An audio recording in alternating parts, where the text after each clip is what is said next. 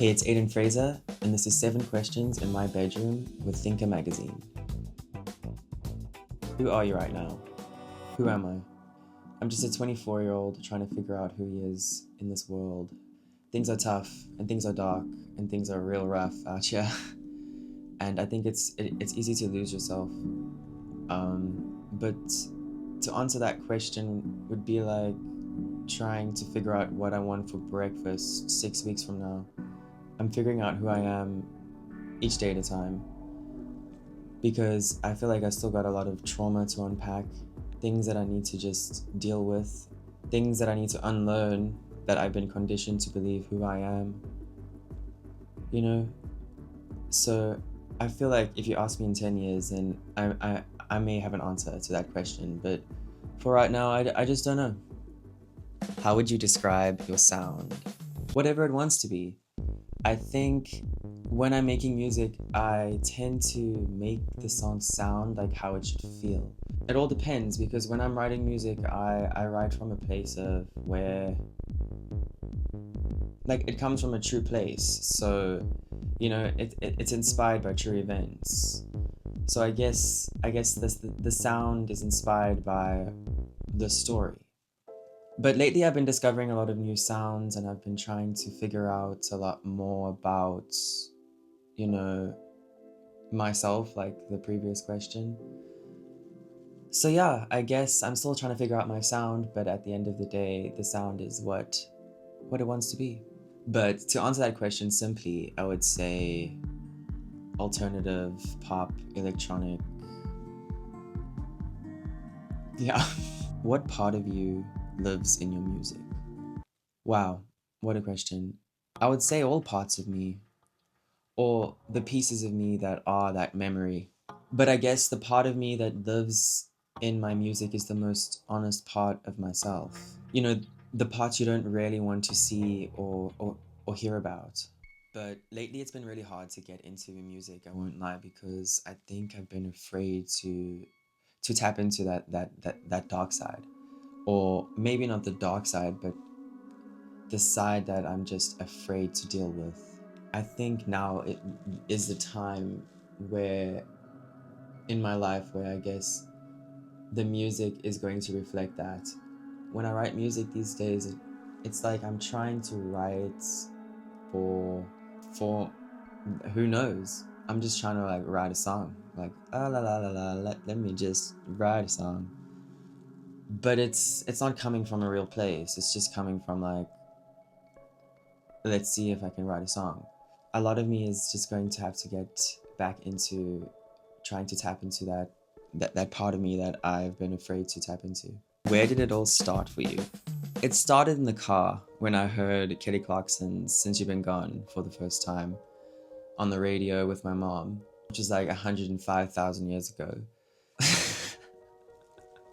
But yeah, that moment is what made me realize that I wanted that I loved singing. When Hannah Montana came out and I saw just like that kind of lifestyle, and I was like, that's what I want. I want to be on stage. You know, grew up always knowing that I wanted to sing and loved singing, and that's always what I wanted to do.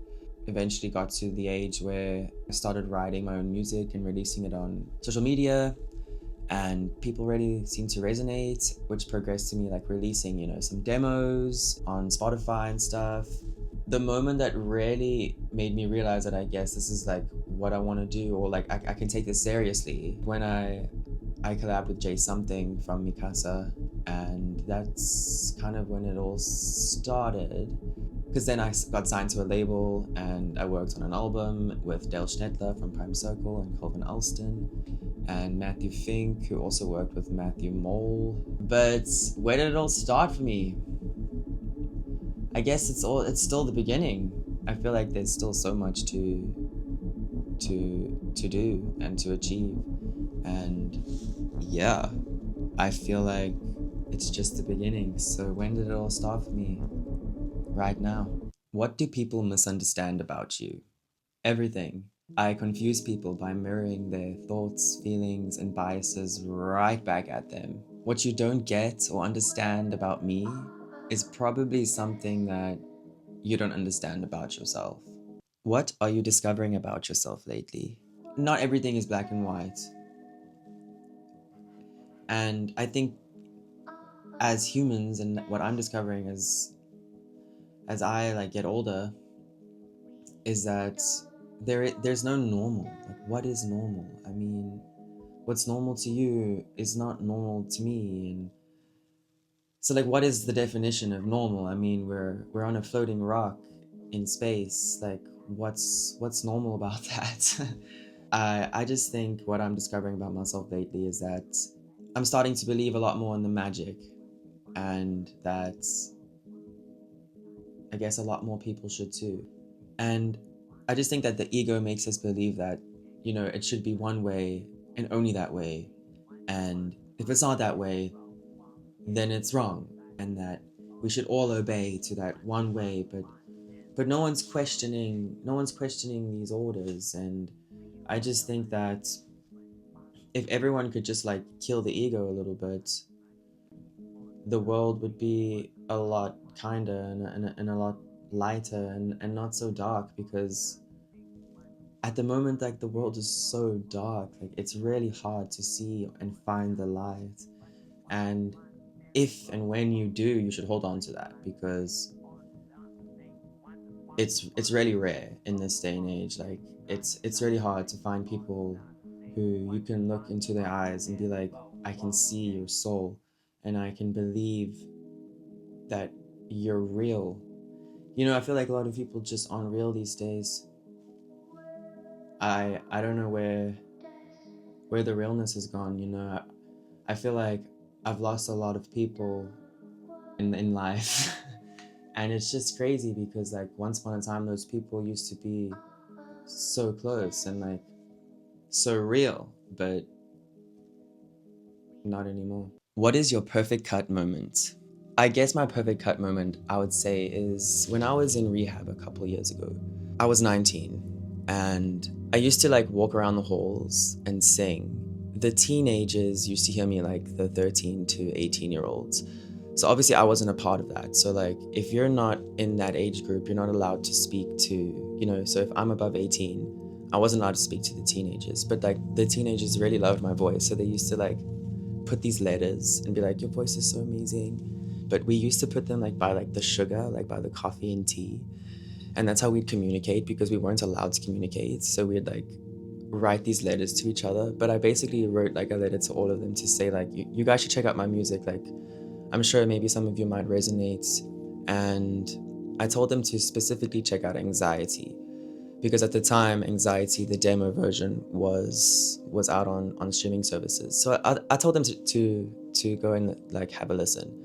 They all did, and the next day they all wrote me, like every single one of them wrote me a letter, like just to say like how much the song meant to them, and like just how much like I changed their perspective, and how much I changed their lives, and how much the song meant to them. And I guess that's kind of my perfect cut moment, is like reaching a whole bunch of like young teens, making them feel something, making them feel heard. And like, because like, when you're posting on social media, and when you're posting and all these things, like, you don't really feel, or you feel the love, but like you don't feel it literally, like face to face. So like when you can like see that you're making an impact, it feels amazing. And I think that's why I do what I do. So yeah, I guess that would be like one of my perfect cut moments. But when I created my Aidan Fraser music account, I posted Billie Eilish's Hostage as like a cover.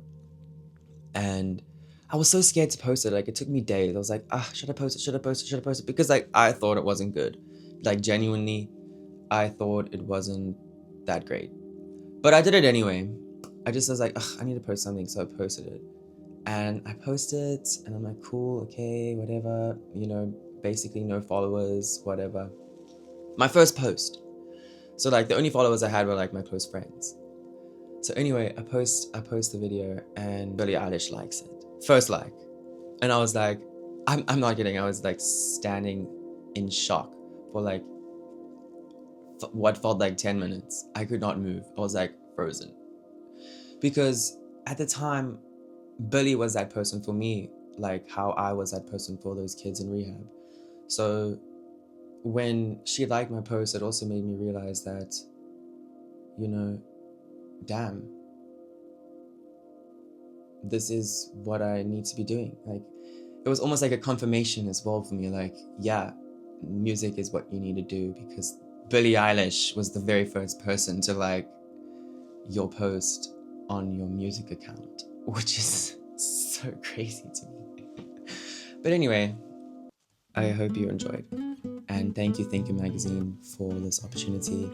And I hope you all have a good rest of your day, evening, whatever. Enjoy.